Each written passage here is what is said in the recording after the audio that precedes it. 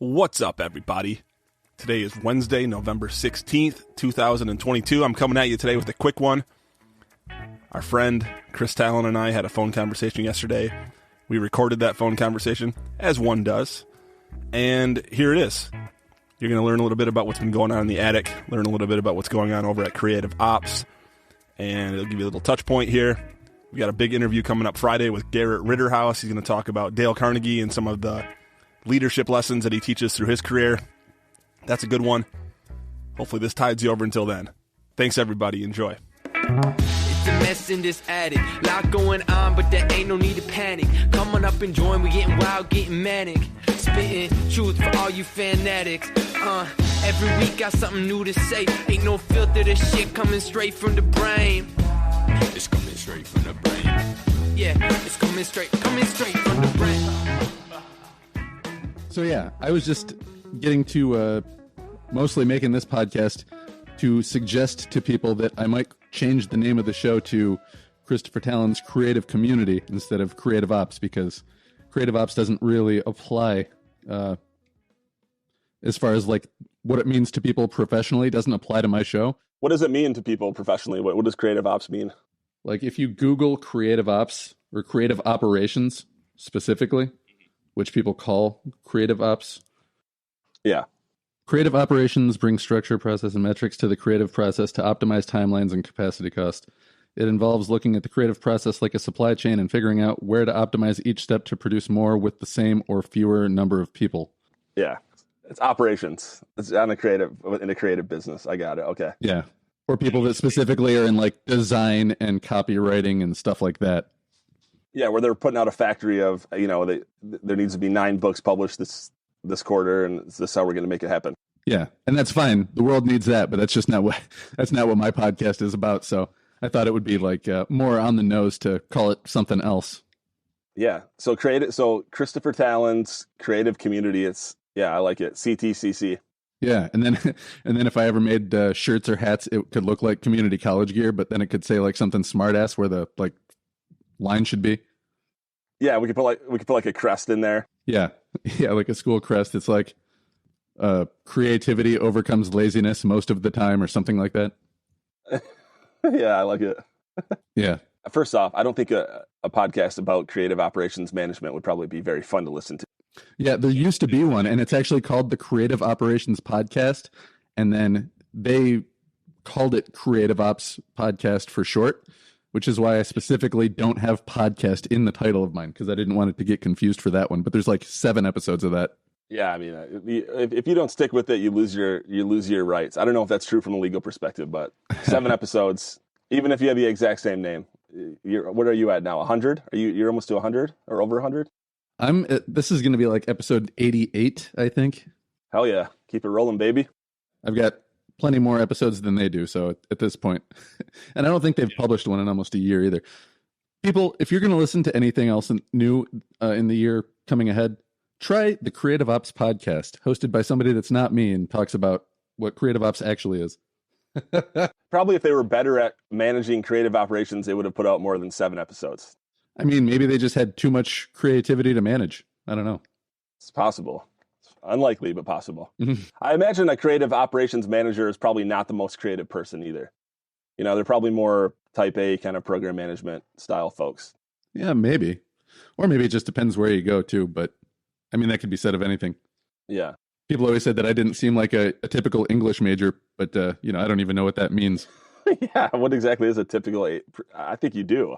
I think you're one of the few folks I've been exposed to that can claim that major. So you're like the archetype for me in my head through my experience. Yeah.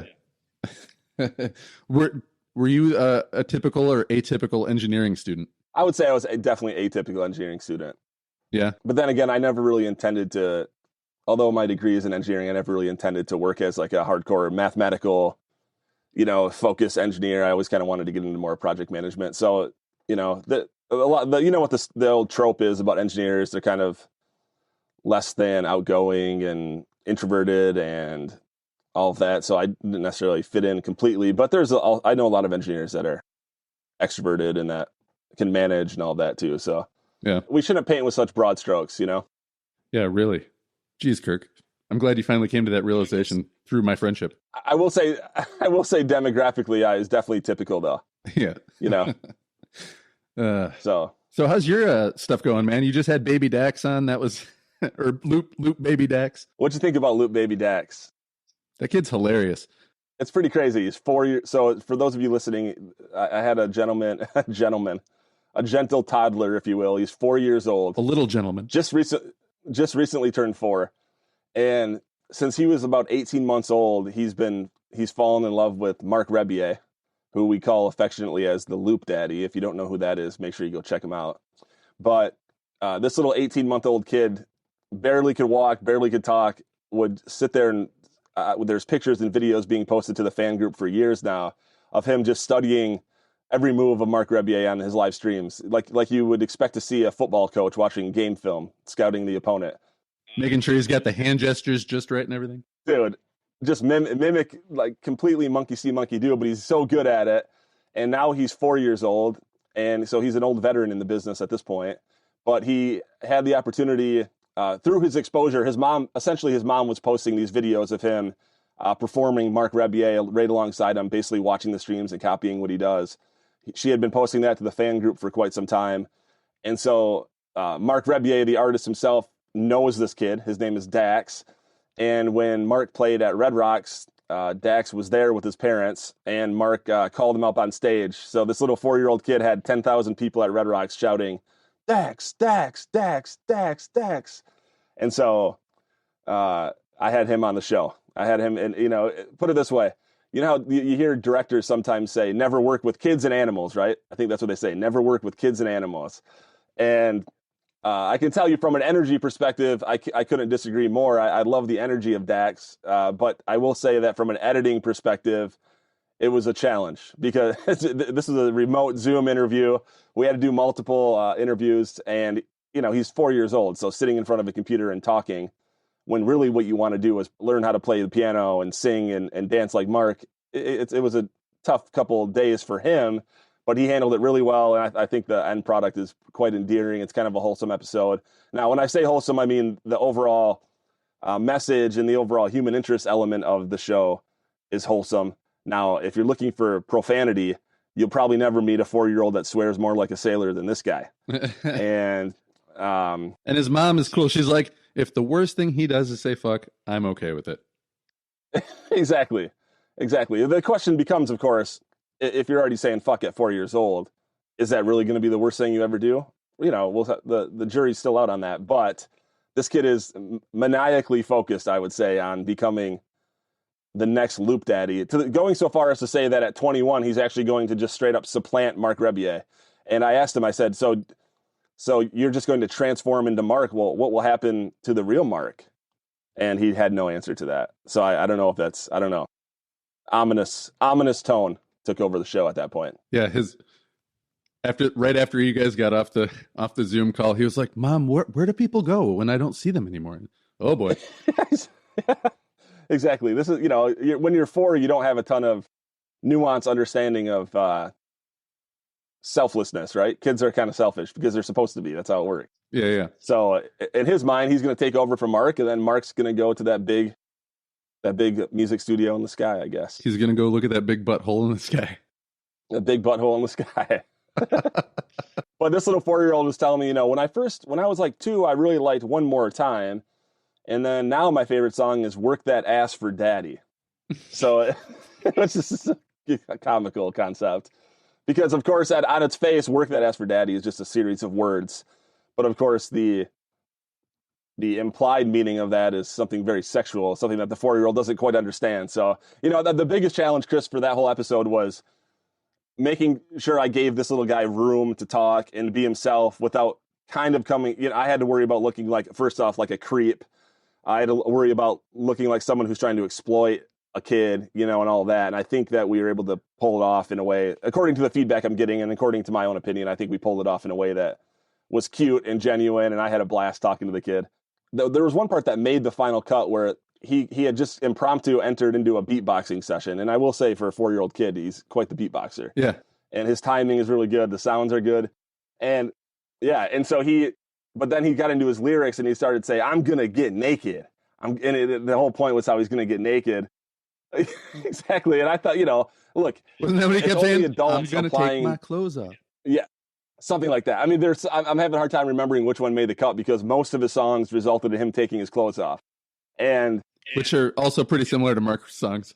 Yeah, exactly. But at one point, I was on the drums and he was singing, and he started saying, "I'm gonna take my clothes off," and Kirk's gonna take his clothes off. So that was one that I cut out of there. I'm like, that's incriminating, brother. Yeah, that's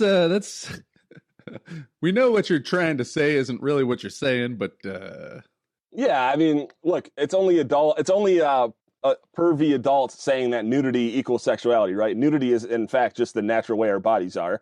If you have a pet at home, it's a high likelihood that your pet is walking around naked, and nobody sexualizes that, hopefully, in your home. So it's kind of cute, honestly, in a way, to see this kid talking about nudity and not in a sexual way. It's funny. Yeah. It's a nice twist from your usual content. Oh, come on. Don't turn these people off. Look, if you're a big listener of the Creative Operations podcast and or the newfangled Christopher Tallon's creative community, there's not a ton of sexuality going on at a Talk in the Attic. Is there some? Yes. Is that partially because, the host himself is a sexual being? Well, possibly. But I don't try to drive it home. Well, right now, 100% of the trophy husband songs on record are indirectly about sex. Feature pelvic thrusting. Yes. But even that's more of a joke on how, it's not that sexy. It turns out making a paycheck is kind of hot, but sitting around and spending it is kind of not, I think is one of the phrases in the song. Wife got paid on shit. My wife's got paid. My wife's got paid on shit. My wife's got paid. My wife's got paid. Oh shit. My wife's got paid. My wife's got paid. Oh, my wife's got paid, and I hope now that it means we'll get laid. But fat chance of that. Turns out she doesn't like the guy that sat around and make a song all day with my friend over Chris band. That isn't an aphrodisiac. Turns out getting a paycheck is kind of hot. But sitting there and spending it is kind of not. Better start contributing. Yeah. We're almost coming up a year on that. So, it's time. It's high time for another Trophy Husbands hit, Chris. It really is, because I don't go around telling people this, but I've been noticed in public as the guy from that video. That is cool. Yeah. That is cool. So did they give you any indication that they liked it, or was it more like oh yeah, I saw you on that? Ugh. Oh, it was somebody who was like, oh yeah, I saw you on that. I like that show. And I was like, oh, cool. I didn't go do you listen to mine? Because they didn't even mention anything about mine. They were just like, I really like a Talk in the Attic. I was like, oh, cool. Yeah, I mean, it's such a competitive market.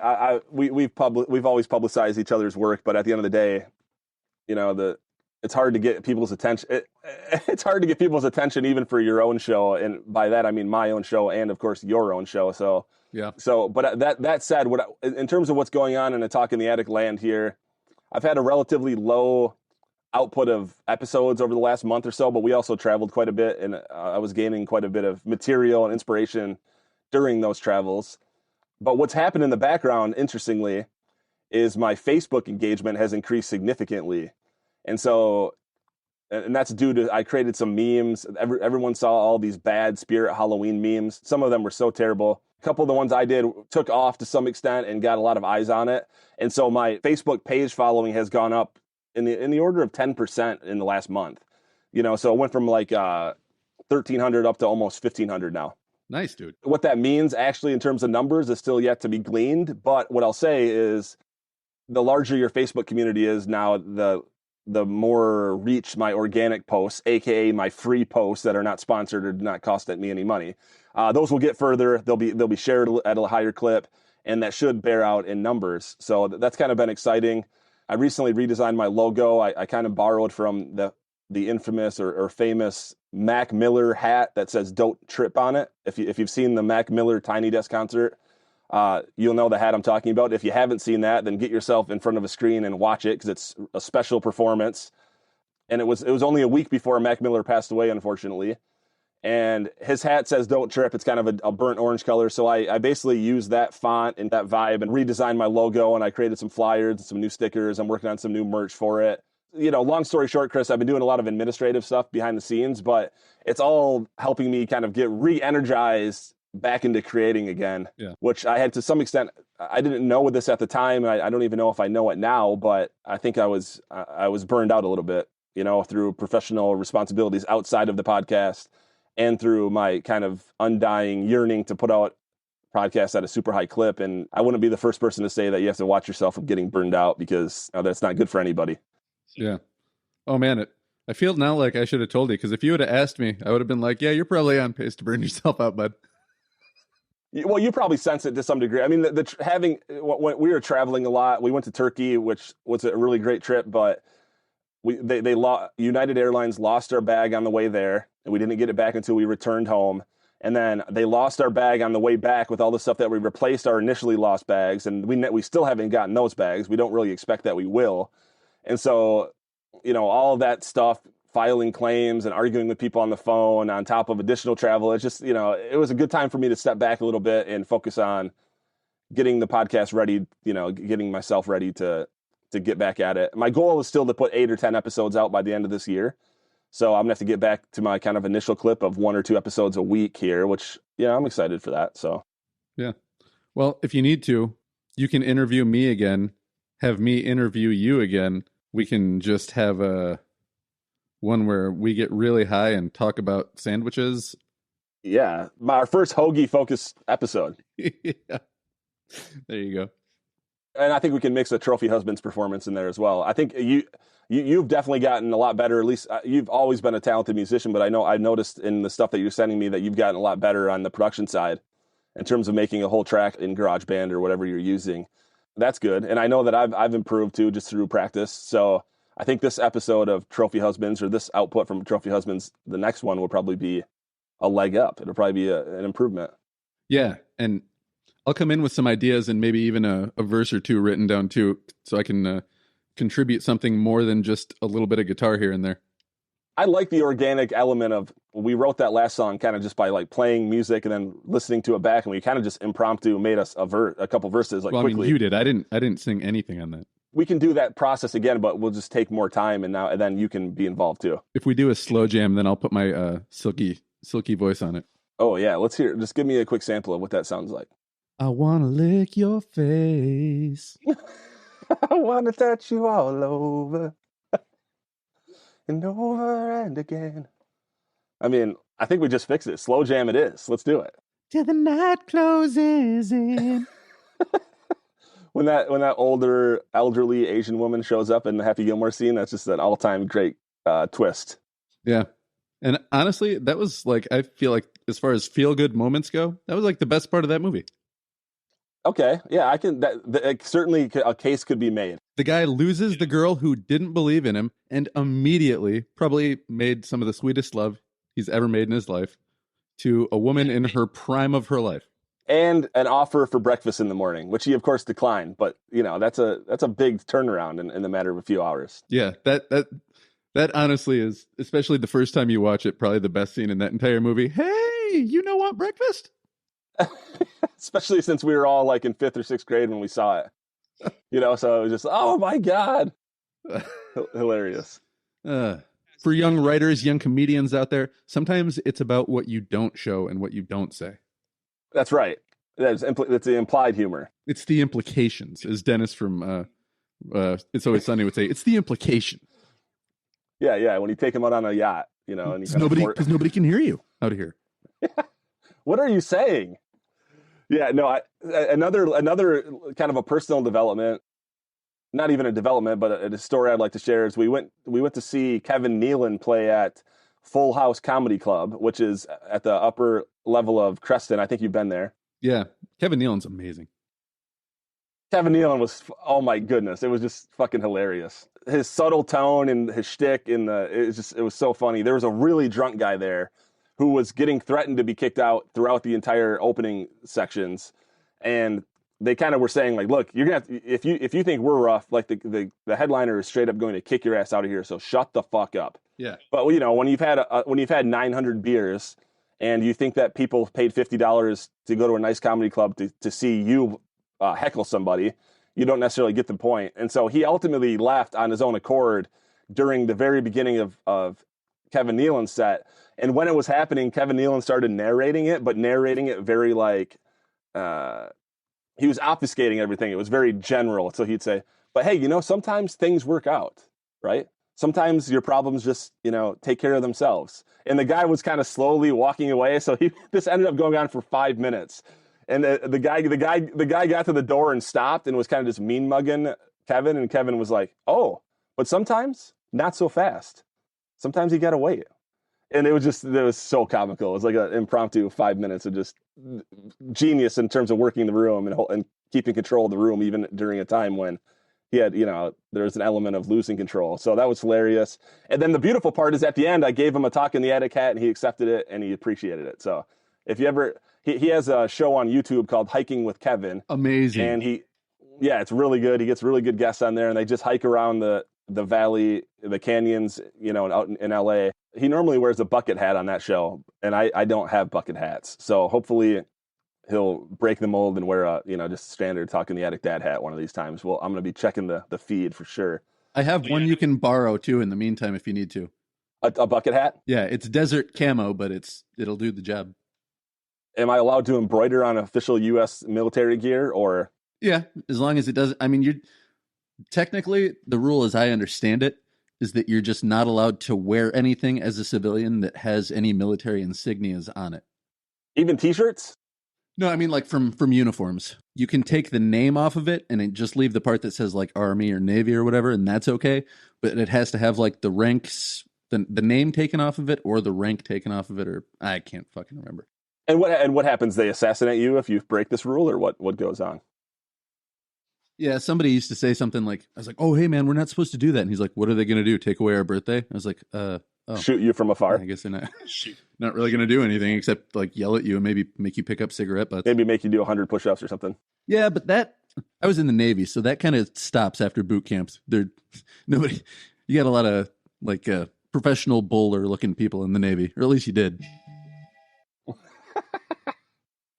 Oh man, you just gave all the Marines out there so much material. Yeah. Well, now though, I actually worked with some people that got kicked out of the Navy because they started really enforcing the body standards there. But I knew guys that were like pretty seriously overweight and would just get like waivers because they were, had been in for 15, 16, 17 years. But yeah, I think they take it more seriously now. I mean, to some degree, it might be wise to have a little bit of extra weight on you, because if you ever do find yourself in a situation where flotation is a necessity, your buoyancy is directly related to your displacement, and nothing's lighter than fat on a body. So perhaps we're going the wrong way. Maybe we should have the fattest Navy in the world. Yeah, body fat and lots of oranges so you don't get the scurvy. Right. And as Mitch Hedberg said, like limes float in drinks. So, if you're ever water skiing, you can just put a lime in your pocket. And if they say, hey, you need a life jacket, you can say, no, man, I got a lime. I'm saved by the buoyancy of citrus. Good old Mitch. Good old Mitch. There's always room for that. Look at all the limes in this goddamn thing. This fucking thing is tropical. Look at the limes, how they float. That's good news. Next time I'm on a boat and it capsizes, I will reach for a lime. Like, I'll be water skiing without a life preserver. People say, what the fuck? And I pull out a lime. I'm saved by the buoyancy of citrus. Every book is a children's book if the kid can read. The only downside to you losing the name Creative Ops, though, is I always envisioned that until this morning when my world came crashing down and I found out that Creative Operations is an actual title of a job. I figured that you kind of named it that because of your military background. That was kind of the motivation behind it. And I thought it was creative, but then I was like, oh no, that's actually a thing. And that's people that don't do what I do. Yeah, and you've built up quite a community. So I think it's a good time to change. CTCC, they're offering online courses. And they've got a intramural volleyball team that's doing really well. I hear good things about CTCC. The CTCC plan is go to 4 colleges and graduate from 2 of them. That's not easy to do. No, it's not. But I can show people how. I've been there. How many do you have to fail out of in order to achieve those marks? Okay, so I'll give you just the overview here. What you do Okay. is you start out barely graduating from high school, like barely. So this is a plan that you have to put in motion kind of early. Then is what you're saying. Yeah. And then you apply Okay. to only state universities Mhm. because you'll have a better chance. And then when you get into one of those, you immediately get all D's and F's until they kick you out. Okay. Then you go to your nearest community college. And then what you do is you sign up for a bunch of classes. And then about 5 weeks in, you just stop going. Okay. Then you work construction for a while. Yes. Then you join the military. Hmm. Then you go back and then you go to a CC and you actually graduate. And then you go on to a 4-year school and graduate from there as well. Oh, so it's kind of symmetrical. So I did it backwards. Yeah. 4 to construction, military. 2 and 4 again. Yeah. And not to mention the bad grades up front in high school. So I mean, it's a long. It's I was pushing for a disaster. Really, like it should have been. It's one of those things where there's a disaster somewhere, and they're like, "Well, in hindsight, we should have noticed that this, and this were all not within standards." yeah. I mean, you would think that these guidance counselors in high school would have already maybe seen that coming, but then again, I mean, what can you expect from a high school guidance counselor?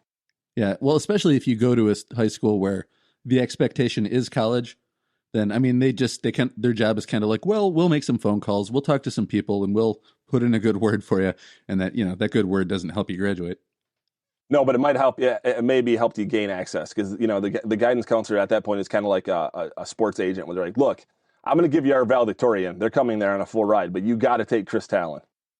Yeah, that actually might be how it worked. Like, all right, you want some kids for this pharmacy school? Well, you're going to have to take some kids that are just going to be gen eds for the next 2 years.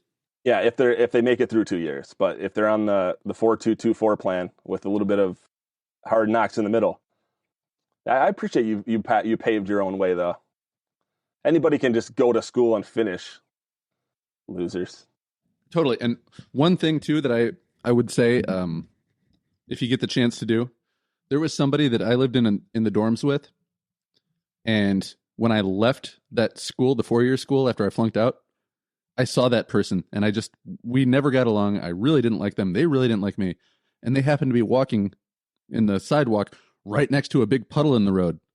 So I was able to splash them with a puddle on my way out of there last time. I'm detecting a lisp right now, Chris. Did you have oral surgery or something? No, I was just really excited. I was literally salivating to tell that story. Okay. I have a weird facial tic that I can't shake right now. It comes and goes. It's happened throughout my adult life, like for a couple days at a time. I don't know if it's related to blood pressure or something, but I happen to have it right now. So what I'm saying is I'm happy that this is just an audio recording and not a video one, I guess. Oh, yeah. No, I'm getting the video too. No, I'm just kidding. I'm on the phone. Yeah. Checking you for a concussion there. Wait, huh? Oh my goodness. I'm officially over my moped accident.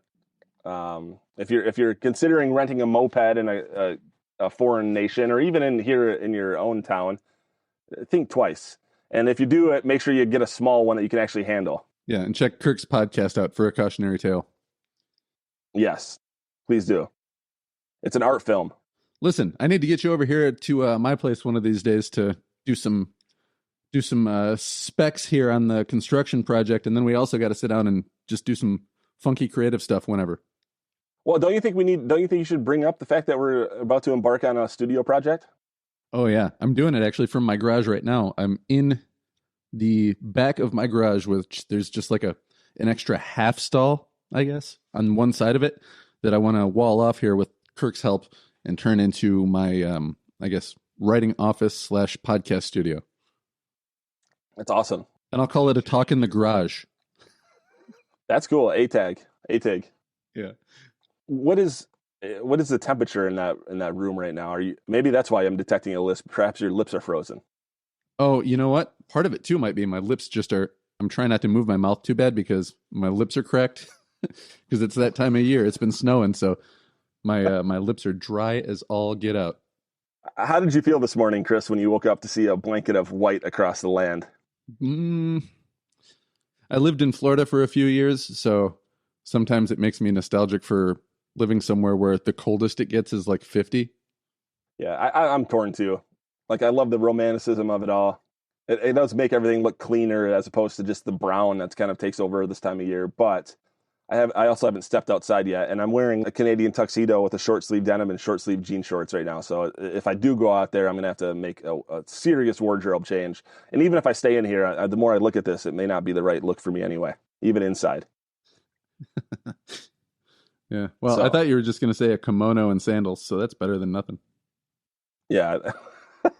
I was gonna do that, but Baby Dax kind of took that look, man. He owns it. I don't really even want to step on his tiny, adorable toes.